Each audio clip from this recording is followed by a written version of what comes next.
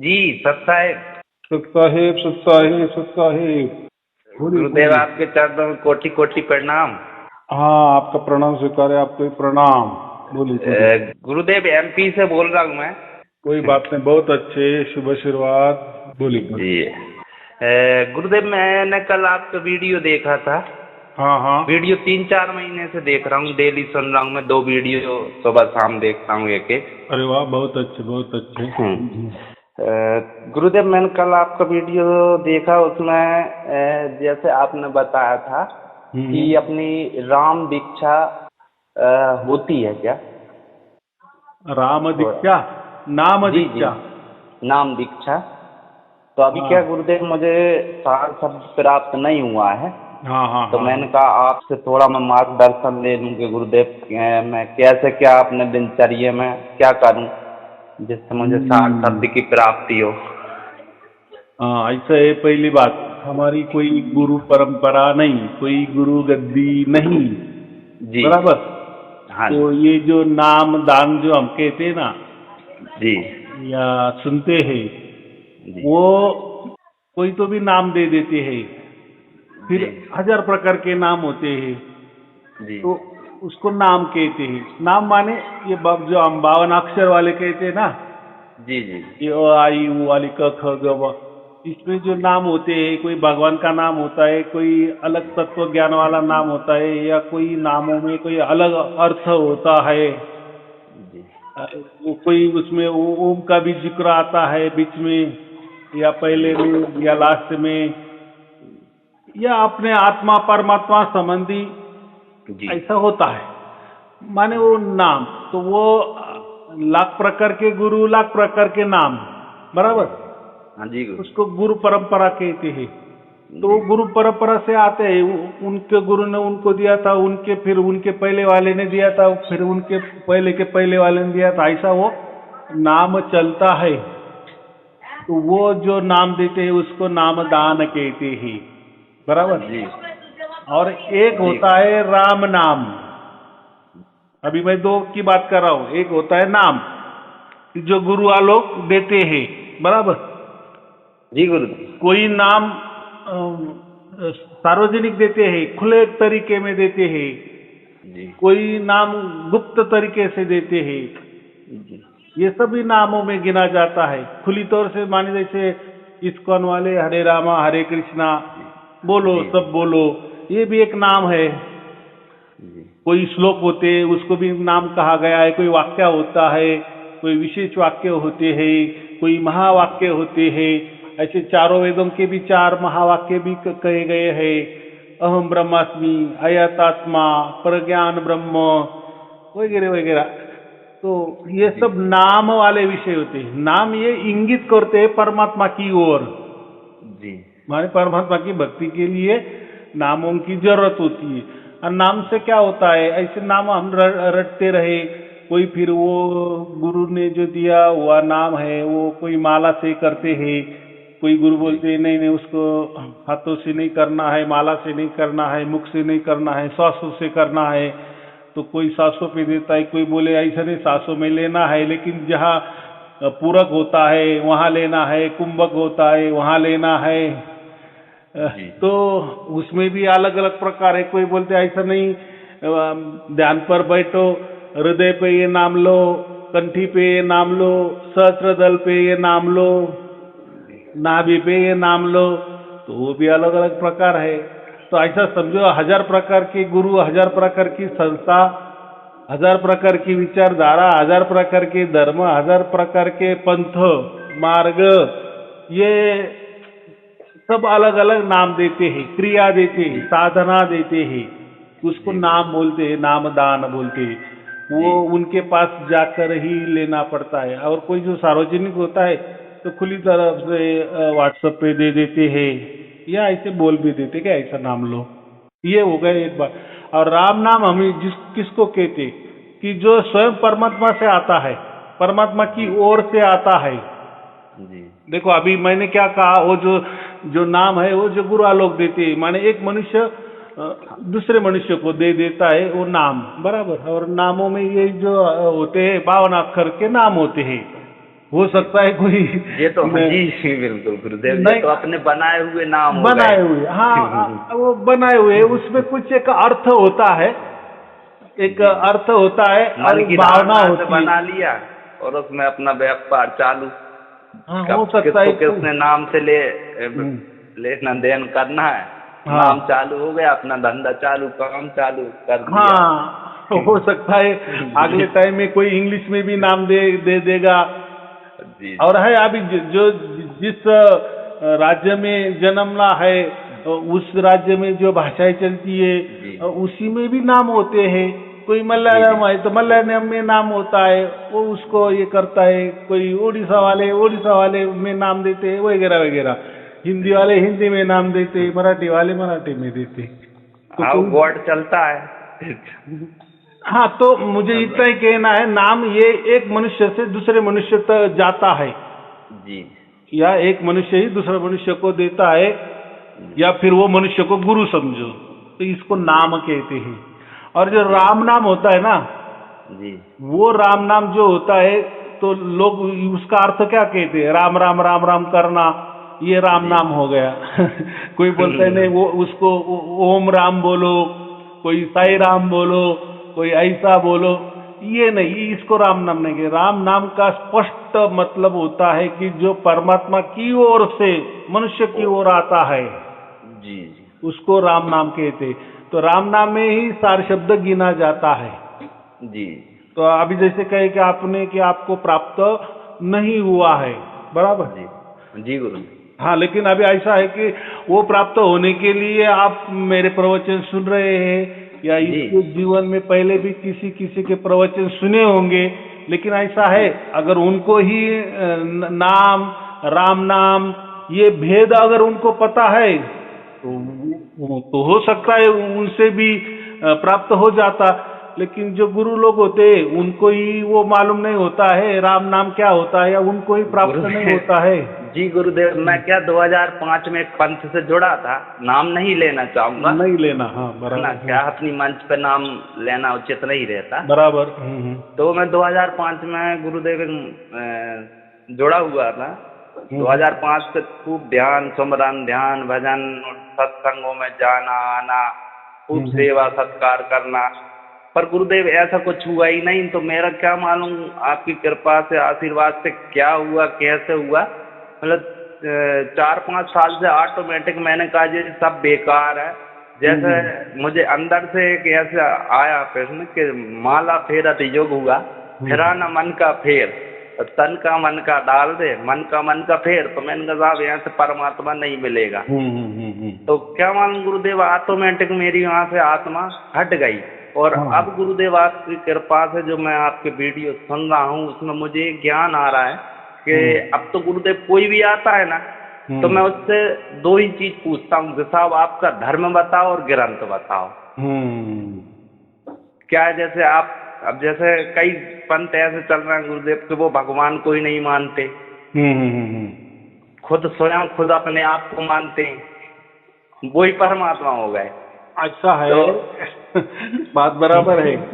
तो अभी कैसे मैंने आपको खुला खुला बता दिया कि नाम किसको कहते हैं और राम नाम किसको कहते हैं। अगर किसी गुरु को यही पता नहीं है दोनों में क्या भेद है, तो वो क्या बताएगा, ये एक बात। दूसरी बात, अगर उसको ही राम नाम मालूम नहीं है या उसको प्रकट नहीं हुआ है, तो फिर वो भी उसके बारे में कैसा बताएगा। फिर जिस उसके पास जो है वही वो देगा ना, ये तो सीधी बात है। सकता ना क्या गुरुदेव, जैसे अब मुझे ना सिखाना है, अब मैं आपसे यदि पूछूंगा तो आप मुझे सही लोकेशन दे देंगे, सही डायरेक्शन में मुझे बुला लोगे।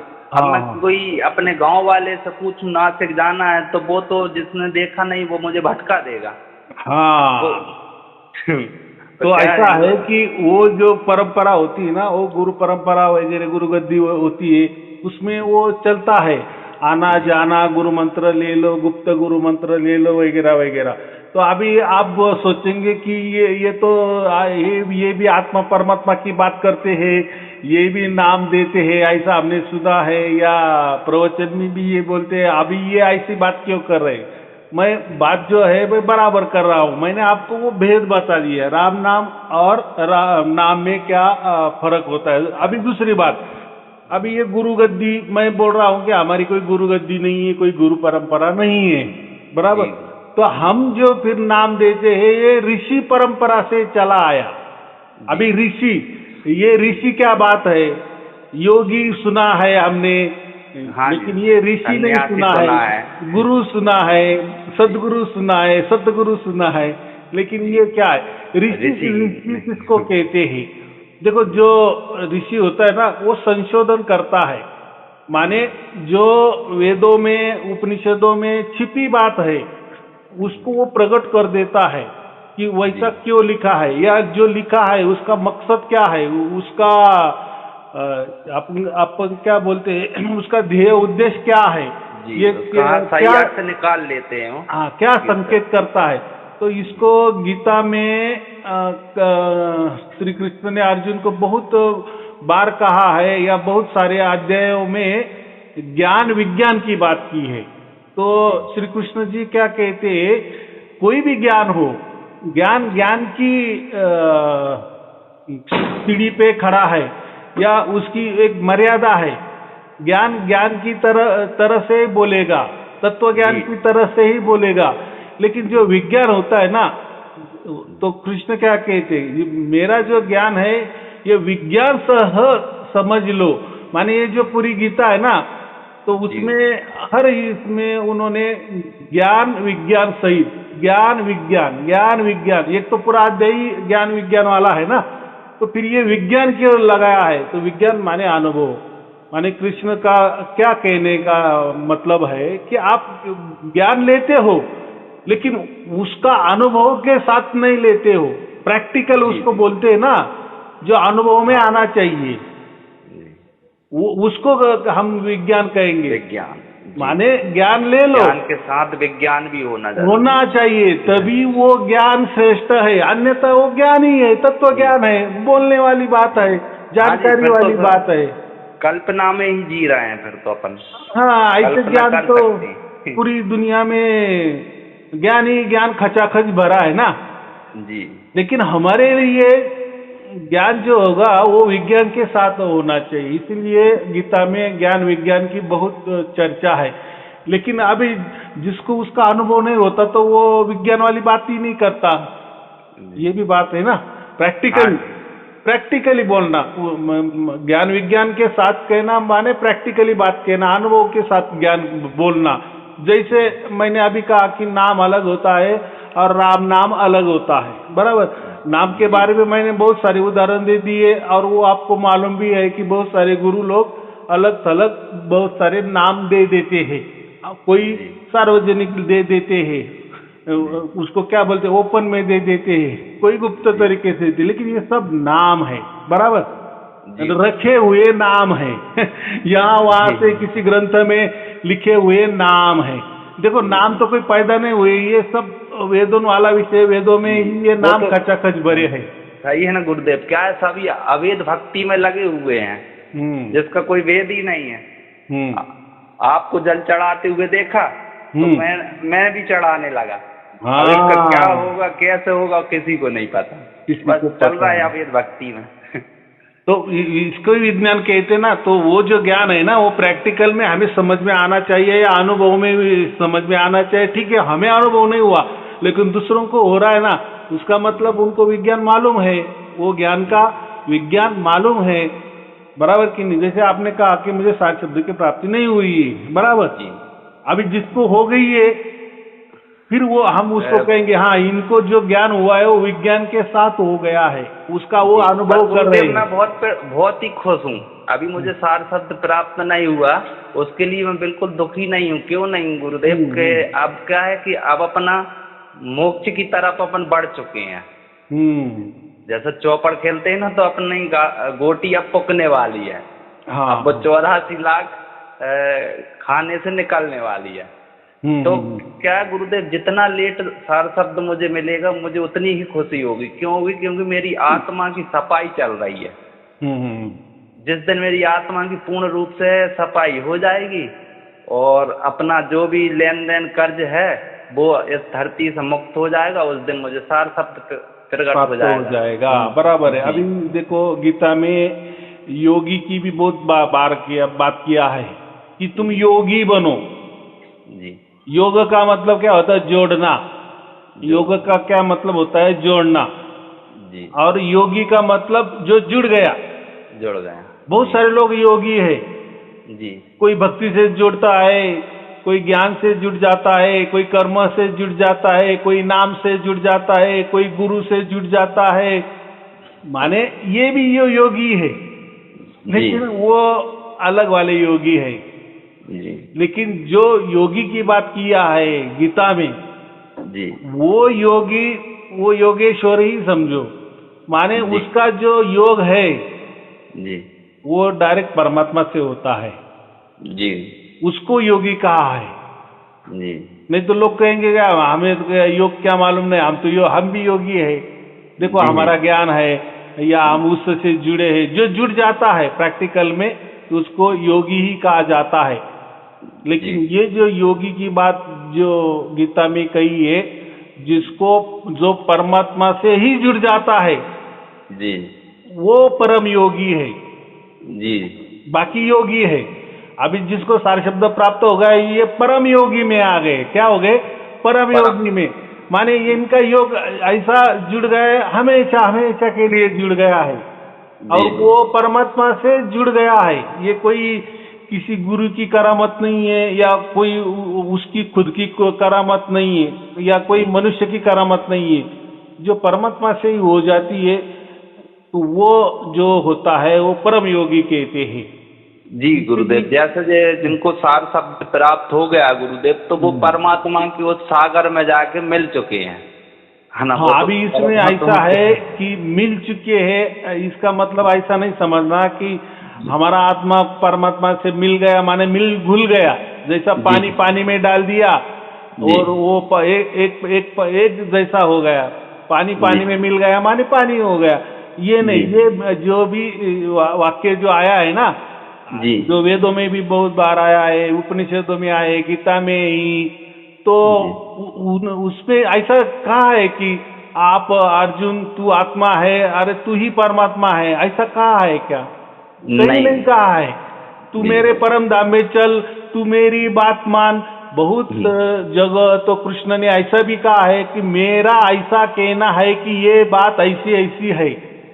अभी देखो, अगर हमने उनको परमात्मा कहते तो ऐसे बात नहीं कहते। बहुत जगह ऐसा है कि ये मेरा मत है तो सर्वसामान्य मनुष्य जैसी उन्होंने बातें की है ना जी। लेकिन जो बातें करते थे वो ऐसे समझो कि विज्ञान सहित बातें करते थे, अनुभव सहित बातें करते थे। माने क्या, तो उन्होंने खुद वेद पढ़े थे, उपनिषद पढ़े थे, सब कुछ पढ़े थे ना, इसीलिए वो परमात्मा वाली बात कर सकते थे। हम बोले कि अरे नहीं नहीं, वो तो कृष्ण ने ऐसी बातें की, ये एकदम सटीक बातें किया, फिर उनको ज्ञान कैसा आया? नहीं भाई, पहले के जमाने में जो बच्चे होते थे ना, डायरेक्ट 6 या 8 साल के हो गए ना, जब उनकी मुंज हो जाती थी तो फिर मुंज का वही जो जनेऊ पद धारण करने का टाइम होता है ना, तो वो धारण कब करते? जब बच्चों को गुरुकुल में भेजा जाता था तो उसी दिन उसको वो पहनाया जाता था कि आज से समझो 8 बरस का लड़का हो गया तो उसको जनेऊ का वो जो प्रावधान है वो करवा देते थे, उसकी मुंज करवा देते थे। अभी आज से तू गुरुकुल चला जा 24 बरस तक, 24 या 25 बरस तक, ऐसा कुछ तो भी था, बराबर। तो फिर वहां जो सिखाते थे गुरुकुल में, पूरा वेद उपनिषद दर्शन शास्त्र सब सिखाते थे। जी तब पुराने नहीं थे पुरान काल नहीं था, पुरान जो है ना ये तो बाद में आ गए। तो पूरे माने ऐसा है कि राम को भी पूरा वेद मालूम था, श्री कृष्ण जी को भी मालूम थे, बराबर। लेकिन यहाँ जो और ये जो गीता है ये तो क्या है, पूरा वेदों का निचोड़ है, बराबर। और वेद भी क्या है, ये जो उपनिषद है ना, 108 उपनिषद है। अभी कुछ दिखाई देते हैं या सुनाई देते हैं, उनके नाम कुछ नहीं देते, लेकिन ऐसा समझो 108 उपनिषदों में पूरे चार भाग करो, 4 उपनिषद पूरे 108 उपनिषद में डिवाइडेड किए हैं, बराबर। तो जी। उपनिषद को या वेद को बात एक ही है, वेद और उपनिषद कोई अलग नहीं है। लेकिन ऐसे समझो कि ऋग्वेद है, ऋग्वेद माने कोई 110 उपनिषद या 112 उपनिषद उसमें बिठाए है, बाकी वाले दूसरे वेद में बिठाए, बाकी तीसरे में बिठाए, 4 में। तो ऐसे चारों वेद में पूरे उपनिषद बिठाए गए हैं। कोई उपनिषद तो फिर और उसमें भी जो व्याख्या करते हैं, कोई उपनिषद संहिता बोलते हैं, तो कोई संहिता का मतलब कि पूरा सिर्फ वो जो उसमें मंत्र दिया है, वो मंत्र का ही उन्होंने सीक्वल लगाया है, उसको संहिता बोल देते हैं। फिर वो उसमें आता है ब्राह्मण, तो कोई जो उपनिषद होते हैं उसको थोड़ा ब्राह्मण ग्रंथ में ये उपनिषद को डाल दिए हैं। कोई उपनिषद जो अपने जो वानप्रस्थ आश्रम वाले हैं उसमें डाल दिए हैं। तो ऐसे अलग अलग डाल दिए हैं, उसको हम आरण्यक ग्रंथ कहते हैं। तो ऐसे वो विभाग है। तो फिर वेद है, फिर उपवेद है। अगर हमें वेद समझने हैं तो पहले वेदों का उपवेद जो होते थे, 6 उपवेद है, उसका अभ्यास करना पड़ता था। उसमें ज्योतिष आता था, उसमें व्याकरण वगैरह है ना। तो जो उपवेद है, तो उपवेद पहले सीखने पड़ते थे, माने व्याकरण कि एक कैसे वेद होते हैं। वो एक बार उपवेद हमने पढ़ लिए, समझ लिए, फिर वेद पढ़ना, फिर हमें वो वेद समझ में आते हैं, बराबर। तो ये उसमें हमें नहीं जाना इतना, तो हमें इतना ही देखना है कि श्री कृष्ण जी पूरे वेद के जानकार थे। अभी वेद बोले तो उसमें सब समझना, माने वेद में ही उपनिषद है, वेद में ही संहिता है, वेद में ही ब्राह्मण ग्रंथ है, और वेद में ही आरण्य ग्रंथ है, बराबर। तो हाँ जी, संपूर्ण निचोड़ वेद ही है। सिर्फ वेद बोल दिए कि ये सब आ जाते हैं उसमें। जी। फिर उसमें भाग, विभाग, उपविभाग ऐसा होता है वो। तो कहने का क्या मतलब है, जो अभी ये ऐसा है कि ये तो हम इतना 108 उपनिषद कहाँ जाएंगे, कहाँ पढ़ेंगे, कहाँ मिलता है आजकल, बराबर कि नहीं। लेकिन द्वापर तक तो कम से कम वे थे, बराबर। माने द्वापर युग कब हो गया, माने ये जो हम ईस्वी सन पूर्व 5000, बराबर जी। और अभी के उसमें 2000 में पकड़ लिए तो 7000 करीबन 7575 आज के समझो तारीख में गिने जाएंगे तो 7575 या IC के दरमियान आ जाएंगे, इतना वो काल था। तो फिर द्वापर में कम से कम वेद तो ठीक ठाक थे, क्योंकि जो महाभारत लिखा गया है, तो महाभारत में जो भी बातें हैं वो पूरी की पूरे मनुस्मृति की वेदों की बातें हैं। इसलिए रामायण समझो, महाभारत समझो, यहाँ तक, बराबर। हाँ, बाद में रामायण जो वाल्मीकि रामायण, वहाँ तक सब वेदों की बातें उसमें हैं। जो महाभारत हो गया उसमें भी पूरी की पूरे वेदों की बातें की है। लेकिन जो वाल्मीकि रामायण है उसके बाद अभी वाला जो 500 बरस पहले जो कबीर जी के गुरु थे रामानंद जी, जो तुलसीदास के भी गुरु रामानंद जी थे, जो हम कहते रविदास के भी गुरु रामानंद थे।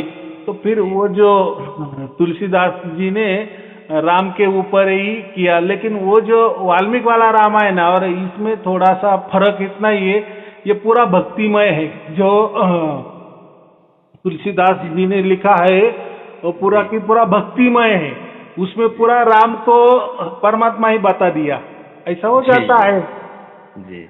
लेकिन वाल्मीकि रामायण में राम को सीधा साधा मनुष्य ही बताया गया है जी। तो ये फर्क होता है। वैसे ही हो गया गीता तक, तो गीता तो महाभारत वाली बात है ना। तो मैंने अभी क्या कहा कि महाभारत भी वेदों तक चलता था, लेकिन महाभारत के बाद जो अपना भागवत ग्रंथ, भागवत पुराण निकला, वो ये अभी वाला है। भागवत पुराण समझो 1000-2000 साल की देन है, बराबर जी। तो उसमें क्या कर दिए, पूरे कृष्ण को परमात्मा बता दिया। ये तो क्या है गुरुदेव कि ये रामायण है, या कोई भी अपना ये क्या जो सभी चीजें जो एक बिजनेस को उस पर निकाल दी हैं। जैसे मूर्ति पूजन गुरुदेव कलयुग में है ही नहीं, है ना, लेकिन फिर भी लोग लगे हुए हैं। वो काल महिमा होता है ना जी जैसे सतयुग में तपस्या करते थे लोग, जी तपस्वा थे, और फिर रामायण काल में हमारे कृत युग में सब वो यज्ञ ओम हवन होते थे। मूर्ति पूजा का तो जिक्र ऐसा समझो कि महाभारत काल के ने जो कलयुग की शुरुआत हो गई ना, तब से वो ज्यादा होने लगा। तो देवालय वगैरह तो वो काल में भी वो नहीं था। मतलब मुझे आपकी कृपा से, आपके आशीर्वाद से इतना समझ में आ गया गुरुदेव, मतलब क्या जिसको भगवान ने अपन को बनाया, तो अपनी क्या औकात के अपन उसको बना के पूजते हैं। अब जो मूर्तियां जितनी भी रखी हैं गुरुदेव, कोई ऊपर से तो आई नहीं है, ये इंसान ने ही बनाई है। तो मतलब इंसान इतना पावरफुल हो गया कि साहब भगवान बना के पूजने लगा। ऐसा है, मूर्तियां जो है ना जी, ये ऐसा समझो कि थोड़ा सा शंकराचार्य जी की भी देन है उसमें। जी कैसा है, शंकराचार्य अद्वैतवादी थे। अद्वैत का मतलब क्या है, एक ही परमात्मा, बस, और बाकी सब माया। बाकी सब माया का मतलब उनका ऐसा कहना है कि ये जो सब माया है इसमें आपको परमात्मा नहीं मिला, क्योंकि परमात्मा एक ही है, तो ये माया को छोड़ना पड़ेगा। अभी उसमें माया का उन्होंने क्या किया, माया माने उन्होंने ऐसा वो झूठ है ऐसा नहीं कहा है, माने ये परिवर्तनशील है जी, इसमें आपको कोई शाश्वती नहीं मिलेगी, ये माया में आप इसमें ही जाएंगे। तो इसीलिए शंकराचार्य जी का जो तत्व ज्ञान है, तो वो कहते हैं कि परमात्मा कण कण में है। तो फिर मूर्ति में भी है, वृक्ष में भी है, मनुष्य में तो भी है, सभी जगह। फिर जो भी आप बोलेंगे उसमें जीव जंतु तक, पूरे जो हम बोलेंगे पत्थर में भी वो परमात्मा है, ऐसा उनका कहना है, बराबर जी। तो अभी जैसे जो लोग गीता पढ़ेंगे, तो गीता में भी क्या आया है, कोई जो अध्याय है पूरे की पूरे अद्वैतवाद पर आधारित है, कोई अध्याय द्वैत के। कबीरदास जी याद आ जाते हैं। हाँ, कबीरदास जी का वो जो दुआ है कि फतरा पूजन हरि मिले तो मैं पूजूं सारा पहाड़। मतलब एक फतरा से पूजने से अगर हरि मिल रहा है तो मैं तो पूरा पहाड़ पूज दूं, कितने हरि मिल जाएंगे। हाँ, तो ऐसा है कि कबीर साहब का भी एक भक्ति मार्ग ही था, बराबर। अभी उनके गुरु हम कहते हैं ना कि रामानुचार्य जी थे, तो रामानुचार्य के शिष्य इतने बड़े बड़े थे, तो वो भी उसमें थे। तो वही वो बात है, वो जाने तो क्या होता है, बाद में वो गुरु तो चला जाता है, लेकिन शिष्य ही इतने बड़े हो जाते हैं कि शिष्य ही परमात्मा हो जाते हैं, और लोग उनको ही परमात्मा घोषित कर देते हैं, और गुरु की तो बात ही नहीं होती। तो वो चलो, वो तो कलयुग का महिमा है, जैसी जिसकी सोच, वो तो है क्या। लेकिन अब तो जो चल रहा है कि अंधा गुरु और बैरा चेला हो नरक में ठेलम ठेला, मतलब किसी गुरु को भी पता नहीं और शिष्यों को भी कौन बताने वाला है, चल रहा है साहब धक्का पलेट। नहीं, वो बराबर है। ऐसा है कि उसमें जो शिष्य होता है ना, उसका काम होता है, लेकिन आजकल के जो शिष्य लोग है ना, वो ऐसा समझो कि थोड़े से आलसी स्वभाव के है, लेजी हम बोलते हैं ना, आलसी माने गुरु बताता है कि बस अभी तुम मेरी पूजा करना, मैंने जो नाम दिया उसके आधार पे ही चलना, अपना ही पंथ बड़ा करना, अपना ही सब कुछ है। अगर तू अलग पंथ में जाएगा, अलग किसी का सुन लेगा, अलग किसी को मान लेगा, तो तेरे परिवार में कुछ न कुछ हो जाएगा, कोई मर जाएगा या तू भी मर जाएगा। तो बोलते हैं ना, मरने का डर सबको रहता है ना, सबको रहता है। वो दहशत बना दी, और क्या दहशत में लोग जी रहे हैं। हाँ, तो फिर वो दहशत के इसमें फिर बोलते हैं नहीं हमारा गुरु ही परमात्मा है, सब कुछ हमारा पंथ ही श्रेष्ठ है, पूरे दुनिया में हमारा है भी। भाई तुमने क्या, वही है, वही हमारा ही गुरु सम्राट है। हाँ भाई, आप ऐसा समझो कि एक तालाब के मेंढक हो, आपने समंदर देखा ही नहीं। तो इसीलिए हाँ, अभी ये क्या है, तो जिसका उसका हम बोलते हैं ना, थोड़ा नसीब का भी भाग होता है ना। अगर उसके नसीब में ताला भी लिखा है तो बेचारा भी क्या करेगा। तो हो सकता है उसको थोड़ा सा और जन्म लेने पड़ेंगे जी तो उसकी भी मुक्ति हो जाएगी। तो देखो हमारा जीवन तो मुक्ति के लिए, मोक्ष के लिए ही है ना। देखो जी। धर्म अर्थ काम मोक्ष, जी तो धर्म भी मोक्ष के लिए करना, अर्थ अर्थ माने पैसा कमाना भी मोक्ष के लिए करना। अर्थ का और एक अर्थ भी होता है। जी अर्थ का मतलब निर्णय, हम जो निष्कर्ष निकलते हैं उसका भी एक नाम अर्थ होता है। जो भी निष्कर्ष निकालो वो भी आप मोक्ष के लिए ही निकालो, जी बराबर कि नहीं। और जो हम बोलते हैं काम, काम माने इच्छाएं, जो कामनाएं, जो ये बीज, जो भी हमारी कामनाएं होगी वो भी मोक्ष के लिए ही। तो मोक्ष इसलिए लास्ट में दिया है, सब कुछ करो मोक्ष के लिए करो, बराबर। मोक्ष के सिवा कुछ नहीं है। हमारा जीवन केवल और केवल मोक्ष के लिए हुआ है। जो अपना लक्ष्य एक ही होना चाहिए गुरुदेव, मोक्ष की तरफ ही होना चाहिए। क्यों होना चाहिए? क्योंकि ये जन्म मिला है ना, और ये जन्म चल जाने के बाद फिर आपको कौन बताएगा कि भाई, कहते हैं ना गुरुदेव कि मरा मरा सब कोई कहे, मरना ना जाने कोई, एक दिन ऐसे मर लो कि दोबारा मरना ना होए।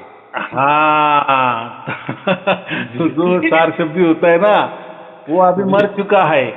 मर चुका है माने बस अभी जो प्रारब्ध के वजह से उसका शरीर चलने वाला उतना दिन चलेगा जी, लेकिन उसको फिर वो उसकी कोई जरूरत नहीं है। माने देह ऐसा भी रहेगा, इधर की इधर धराशायी हो जाएगा, क्योंकि उसको चिंता मिट गई ना। मिट गई ना। तो उसने ऐसा समझो कि मरने से पहले उसका जुड़ा हो गया, वो परम योगी हो गया। योगी नहीं, जो हम कहते ना योगी का, मैंने क्या कहा, कोई गुरु से जुड़ जाता है, बोले मैं योगी हो गया, भाई तू गुरु से जुड़ा। कोई बोला मैं नाम से जुड़ गया, भाई तू योगी हो गया, परम योगी नहीं हो गया। परम का मतलब ही परमात्मा होता है, और परम एक ही होता है। परम एक ही होता है और वही सर्वोच्च होता है, उसके बाद में कोई नहीं होता। तो एक ही परमात्मा होता है। उसके साथ अगर तू जुड़ गया या उसने तुझे जुड़ाया तो तू परम योगी, और मोक्ष परम योगी को ही मिलता है जी, बराबर। एक तो ठीक है, अगर तुझे सार शब्द प्राप्त नहीं हुआ तो ठीक है बात, लेकिन तुम्हारी अगर इच्छा है कि मुझे मोक्ष ही चाहिए तो फिर मोक्ष की राह मिल जाएगी। अभी आपने क्या कहा था कि बहुत सारे मैंने गुरु किए या लोग गुरु करते हैं तो उनको ही मोक्ष मालूम नहीं है या जीवन का लक्ष्य मालूम नहीं है, तो वो उनको मोक्ष की राह कैसे मिलेगी। लेकिन ऐसा है, अगर आपको समझ में आ गया कि नहीं हमारा जो जीवन है वो केवल और केवल मोक्ष के लिए हुआ है, तो आप फिर उस राह में चलेंगे ना। जैसे अभी आप प्रवचन सुन रहे, आपकी इच्छा क्या है? मोक्ष वाली इच्छा है ना। जी जी।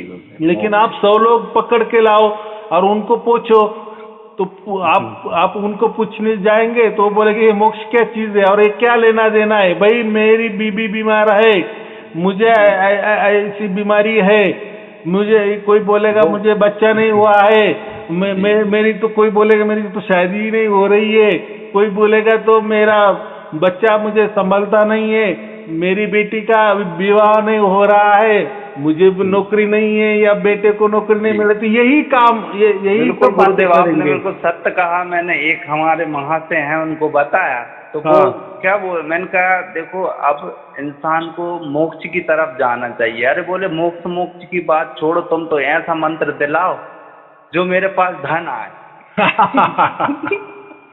मोक्ष का मैं क्या करूंगा।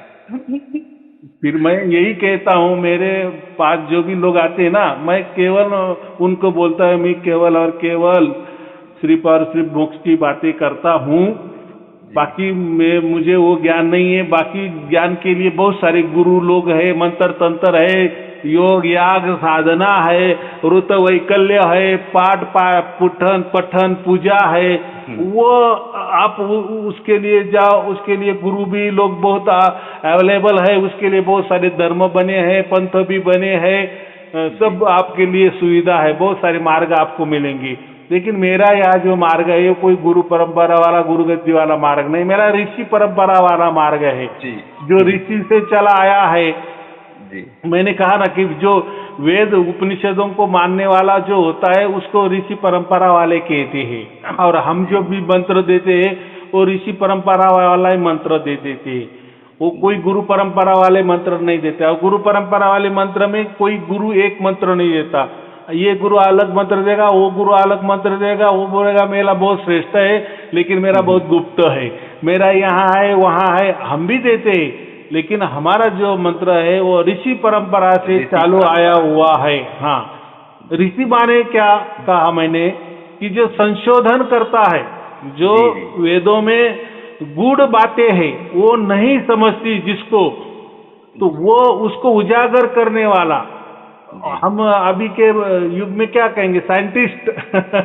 हाँ जी, साइंटिस्ट क्या करता है, साइंटिस्ट का माने वो कोई निर्माण नहीं करता, जो निर्माण है उसी में ही बताता है। हाँ, जैसे आइंस्टाइन ने कहते हैं ना कि जो हाँ जो खामियां होती हैं उसमें उसको पूरा कर देता है। हाँ, तो जैसे आइंस्टाइन ने कहते हैं ना कि ऊपर से सेब नीचे गिरा, तो नीचे ही क्यों गिरा, ऊपर के ऊपर आकाश में क्यों नहीं गिरा, तो भाई सेब तो पहले से नीचे ही गिरते थे, लेकिन उन्होंने उसके ऊपर एक प्रणाली निकाली किस कारण की वजह से ये नीचे गिरता है, फिर उसको हम साइंटिस्ट कहते हैं ना। हाँ जी, तो ये साइंटिस्ट ये इंग्लिश शब्द हो गया और उसको ही वेदों में ऋषि कहा गया है। तो हम ऋषि है, इसलिए हम हर इसमें कोई ना कोई हमें समझ में आ जाता है और हमें वो निकल भी जाता है। तो जैसे गुरुदेव क्या आपके पास मतलब ऋषि मंत्र दीक्षा है, देते हैं क्या अपन? हाँ, ऋषि देते हैं ना। हम पहले जो हमने क्या कहा था कि जिसको सार शब्द प्राप्त हो उसको ही दे देते थे, लेकिन क्या हो गया, फिर लोग प्रवचन पढ़ते थे, फिर वो बोले कि हमें तो अभी तक नहीं प्राप्त हुआ लेकिन हमें गुरु मंत्र दे दो, तो फिर हम उनको फिर ये गुरु मंत्र, हम इसको गुरु मंत्र कहते हैं, लेकिन हमारा गुरु मंत्र गुरु परंपरा वाला या गुरु गद्दी वाला नहीं है। हाँ जी, वो तो मोक्ष के लिए है, जिसको चाहिए अपना मोक्ष कराना हो नहीं, वो परमात्मा वाला मंत्र है, परमात्मा की ओर इंगित करता है, संकेत करता है, या परमात्मा को नमस्कार करने वाला है। बाकी उसमें कोई गुरु का नाम या गुरु का कोई हौदा वगैरह वो कोई बात तो उसमें नहीं है, तो वो सीधा साधा है, लेकिन वो गुप्त होता है। गुप्त माने नहीं बताना। देखो हमें भी उसी तरीके से आया है, तो हम बताते भी है, ये देखो ये मंत्र लिखा है, ये जो हमने आपको दिया ना ये यहाँ से दिया है जी, बराबर। तो जो है वो है, और ये जो लिखा है ये कौन सी परंपरा है, फिर लोग बोल गए ये तो ऋषि परंपरा है। हाँ बस ऋषि का मतलब मैंने आपको बताया कि जो वेद उपनिषद की बातें करता है। हाँ, पुराने वाले जो बातें करते हैं वो उसको चाहे तो संत का कहा गया तो भी चलेगा। हमारे इसमें भी हम संत की बातें करते हैं, लेकिन हमारे यहाँ सारे शब्दी संत है, जिसको जिसका परमात्मा द्वारा चुनाव जो होता है वो सार शब्दी संत होते हैं। वो लोग तो गिने चुने होते, वो तो कोई ज्यादा नहीं होते, लेकिन जिसको भी सार शब्द वो हमारे में आ जाते हैं। बाकी बाद में फिर ये जैसे मैंने कहा कि जो हम बोले नर से नारायण होता है, जी जी, तो नर से नारायण होना माने उसको वो चार बातें मालूम होनी चाहिए। पहले एक तो उसको सार शब्द की प्राप्ति होनी चाहिए, बराबर। हाँ, दूसरी बात उसको गुरु मंत्र मिलना चाहिए, लेकिन गुरु मंत्र भी ऋषि परंपरा वाला मिलना चाहिए। और तीसरी बात जो हम कहते हैं राजयोग जो है वो गीता में लिखा था। देखो गीता तो आज वाली तो नहीं, हम तो कहते 7575 साल पुरानी गीता है कि नहीं, तो उस टाइम गीता में राजयोग का जिक्र किया है, लेकिन राजयोग कोई बताता नहीं है, माने उसका जो ज्ञान है विज्ञान सहित कोई बताता नहीं है। ज्ञान तो बताते हैं, ज्ञान तो सभी दे देंगे, सब विज्ञान किसी के पास नहीं मिलेगा। हाँ, माने वो प्रैक्टिकली क्या है और राजयोग का ही महत्व क्यों दिया है, और ज्ञान विज्ञान वाली बातें सब जगह ज्यादा से ज्यादा क्यों दिया है। तो गीता ये प्रैक्टिकल है, राजा है राजयोग। राजा है। और ज्ञान ये जो ऐसे योग तो बहुत सारे दिए है ना, कर्म योग दिए है, ज्ञान योग दिया है, ध्यान योग दिया है, बहुत सारे योग है। लेकिन उसमें इन्होंने श्री कृष्ण जी ने कहा है कि ये राजयोग सबसे महत्वपूर्ण है, क्योंकि ये मोक्ष दिलाने वाला है। जी हाँ, आपको उसमें कर्म योग भी दिया है, तो कर्म योग से क्या हो जाएगा, ज्यादा से ज्यादा आप निष्काम कर्म करेंगे तो आपको पुण्य वगैरह अर्जित हो बस जाएगा। बस स्वर्ग मिल जाएगा ज्यादा से ज्यादा। हाँ, फिर बस ऐसा फिर आना है 84 में। ऐसा समझो कि राजयोग जो है ये मोक्ष के लिए है, और बाकी जो योग है वो आपको स्वर्ग की प्राप्ति करेगा, या कोई वैकुंठ की प्राप्ति कर देगा, या किसी अन्य लोकांतर की बात हो जाएगा। गुरुदेव, स्वर्ग या वैकुंठ कोई परमानेंट थोड़ी है। वो अपने कर्मों के हिसाब से 2 4 10 साल रखते हैं, उसके बाद फिर वो 84 में निकाल देंगे। कोई परमानेंट थोड़ी मोक्ष हो रहा है वो आपका। नहीं, फिर नासदीय जो सूक्त है, नासदीय सूक्त में स्पष्ट कहा है, और वही बात कबीर जी कहते हैं कि ना वहाँ चाँद है, ना वहाँ सूरज है, ना वहाँ कोई झाड़िया है ना ऐसा, जी ना कोई वही आकाश है, ना कोई ये है।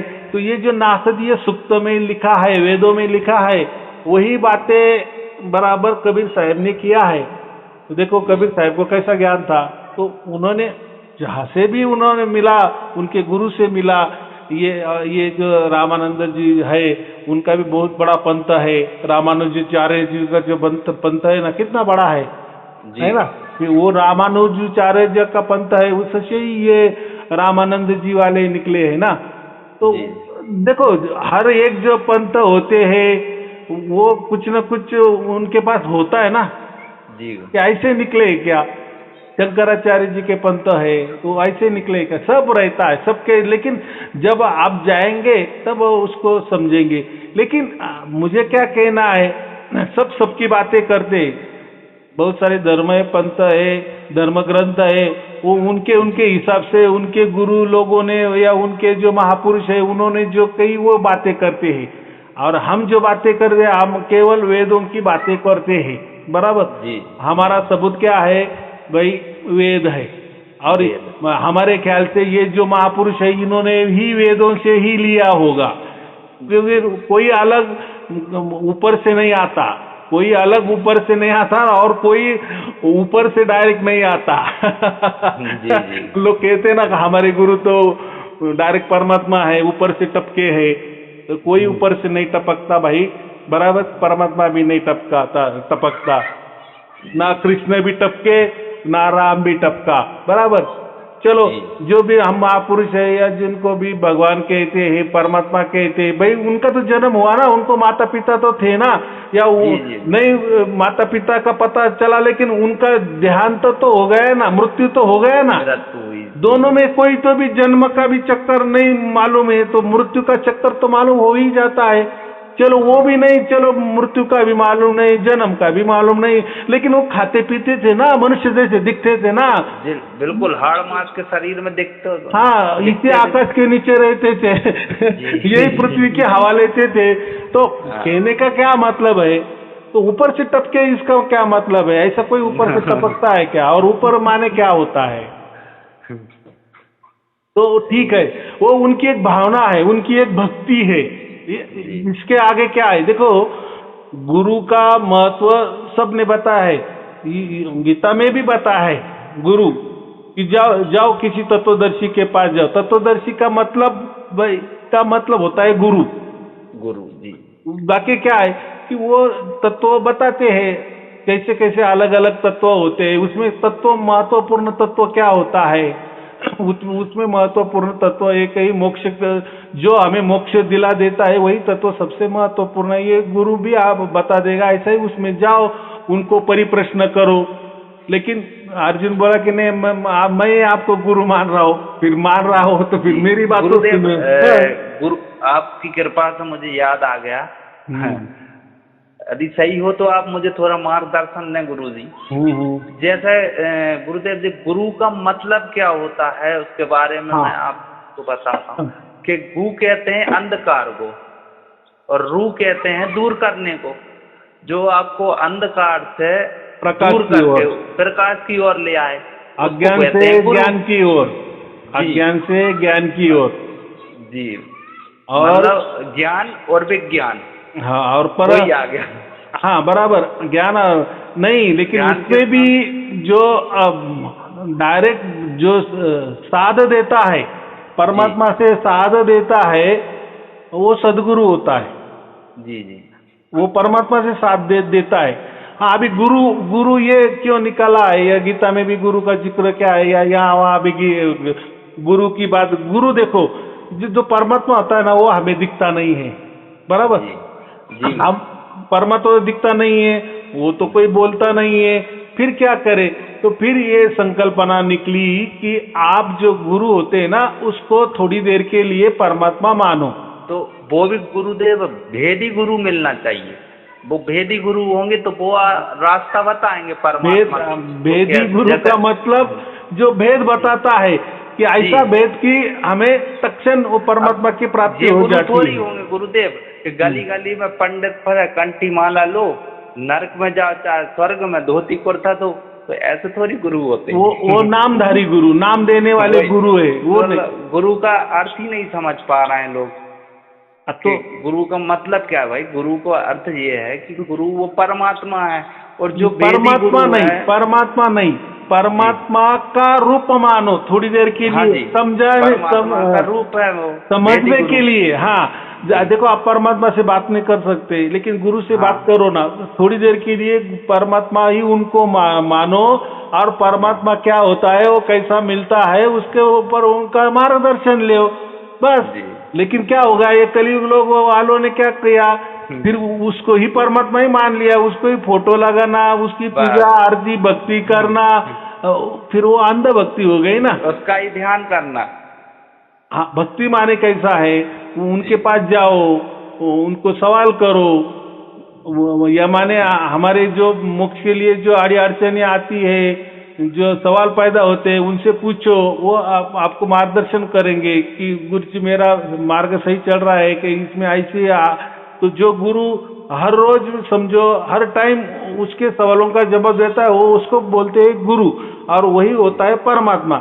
लेकिन परमात्मा का मतलब लोग क्या समझते हैं कि वो जो निर्गुण निराकार वाला जो परमात्मा है वही है।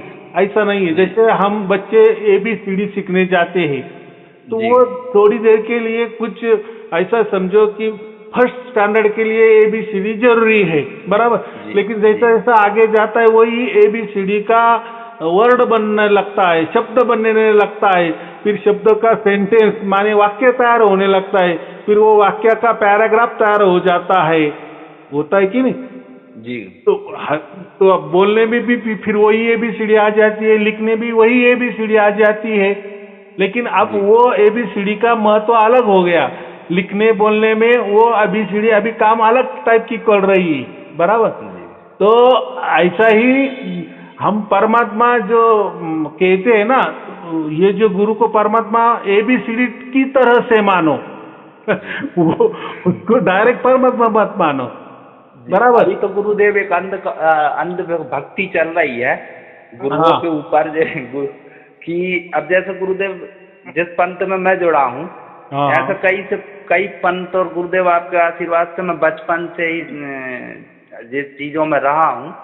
तो अब जैसा गुरुदेव, मैं कल करवा चौथ था, मेरी शादी को 2012 में हुई थी, 13-14 साल हो गए गुरुदेव। मैंने करवा चौथ का व्रत अपने मन से ही नहीं रहने दिया। मैंने कहा ये सब ढोंग धतूरे हैं, इसमें कुछ भी नहीं होता, कोई भक्ति नहीं है, जो कोई ऐसा कोई वो लॉजिक नहीं है कि आप भूखा रहो और हमारी उम्र बढ़ जाए। अभी भक्ति है, ऐसा नहीं कहना। वो जो ऐसे कोई निकाले है, ये संस्कृति का भाग है। उससे क्या होता है, हमारे बच्चों को थोड़ी सीख मिलती है, या परिवार के खुशी के लिए, या परिवार कैसा, देखो हम बहुत ज्ञानी हो गए, देखो हम तो अभी ज्ञानी हैं, समझो। अभी आपको तो सार शब्द की प्राप्ति भी नहीं है, आपको तो बहुत आ गया, या आपने तो अभी राजयोग भी नहीं लिया है, तो कम से कम ऐसा समझो कि आपको भरपूर जानकारी है, या आपको सब मालूम होगा कि ये सब अंधविश्वास है। लेकिन ऐसा नहीं ना, आपको प्रैक्टिकल में जब आपको परमात्मा की प्राप्ति हो जाती है या परमात्मा समझ में आ जाता है प्रत्यक्ष, ऐसा जानना नहीं तो परमात्मा की बातें तो बच्चा भी कर लेता है। जी या कोई 8-10 साल का भी बहुत सारा भागवत के भी ऊपर प्रवचन कर देता है, वो ज्ञान है। हमें ज्ञान नहीं चाहिए, हम ज्ञान के साथ विज्ञान भी चाहिए।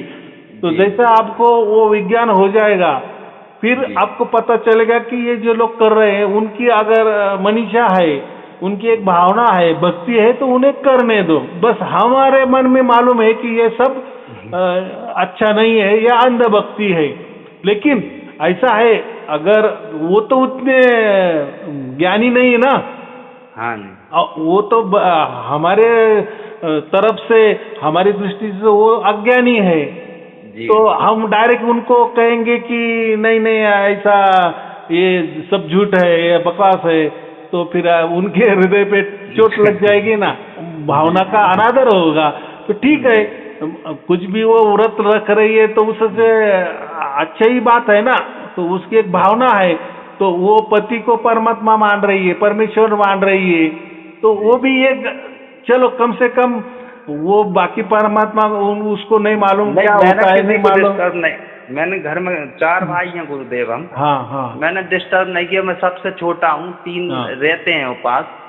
मैंने नहीं रखवाया, क्योंकि मैंने देखा कि पिछले जमाने में, मतलब आपके जमाने में तो ये चीजें होती नहीं थी, करवा चौथ कोई जानता ही नहीं था। तो बात बराबर है। देखो मैं क्या, लोगों की उम्र क्यों इतनी चली, मैं क्या बोल रहा हूँ, आपकी बात मैं तो, मुझे पूरा मालूम है कि आप एकदम सत्य बात कह रहे हैं, लेकिन कुटुंब का जो हम कहते हैं ना, एक साथ रहना, थोड़ा सा उनके भी श्रद्धा उनकी अगर बढ़ रही है तो अच्छी बात होती है ना, ऐसा मैं कह रहा हूँ। बस जब उनको समझ में आ जाएगा, हाँ उनको भी समझ में आ गया, आप बोले कि आपके धर्मपत्नी को भी समझ में आ गया पूरी तरह से, फिर नहीं कर रहे, वो बात अलग है, बराबर जी। वो सोच समझ के ज्ञान विज्ञान सहित आपको उनको समझ में आ गया, आपको समझ में आ गया, दोनों को समझ में आया, तब बात अलग है। लेकिन एक को मालूम है और फिर वो एक दूसरों का विरोध कर रहा है, लेकिन वो बेचारा तो अज्ञान है ना उस बारे में, वो उतनी उसकी ऊंची बुद्धि नहीं होगी, तो वो तो करेगा। तो ऐसा है, हम किसी को भी क्या बोले, श्रद्धा को ये नहीं करना, उनको अच्छा लग रहा है तो करो, उसमें क्या है। हाँ एक दिन का खाना अच्छा मिल जाता है। हाँ, अपनी तरफ से कोई रोक टोक नहीं होगी। हाँ, रोक टोक नहीं करना है, बराबर आपने अभी कहा। जी जी। हाँ, जब वो भी उनको भी समझ आएगा और फिर वो उनके मन से छोड़ेंगे तो वो सबसे अच्छा हो जाएगा। क्योंकि क्या होता है आजकल, ये जो मानसिक बीमारी है ना, ये क्यों बढ़ गई है, तो अपने मन के मुताबिक अगर कोई बातें नहीं हो गई या उनको नहीं समझ रहा है, तो फिर वो जैसा बच्चा होता है ना, में जाने लगेंगे। हाँ, हम कैसे, छोटा बच्चा होता है वो उसको क्या बोले, चलना भी नहीं आ रहा है, लेकिन ऐसे दौड़ रहा है, अपने घुटनों पे चढ़ रहा है, तो हम क्या करते हैं, वो जैसे बाहर निकलने लगता है, झड़क से उसको पकड़ते पीछे ढकेल देते हैं, खोली में बंद कर देते हैं, फिर वो बहुत रोता है जी। अभी हमको मालूम है ना कि ये अगर आगे गया, ऐसा ही गया, किसी की नजर नहीं रहेगी तो कहीं भी कुछ भी हादसा हो सकता है। तो लेकिन बच्चों के तरफ से क्या है, उसको कुछ मालूम नहीं है, ऐसे लोग क्या कर रहे हैं, मुझे क्यों नहीं बाहर जाने दे रहे। तो ऐसी ही बात होती है, अज्ञान वाली बात होती है।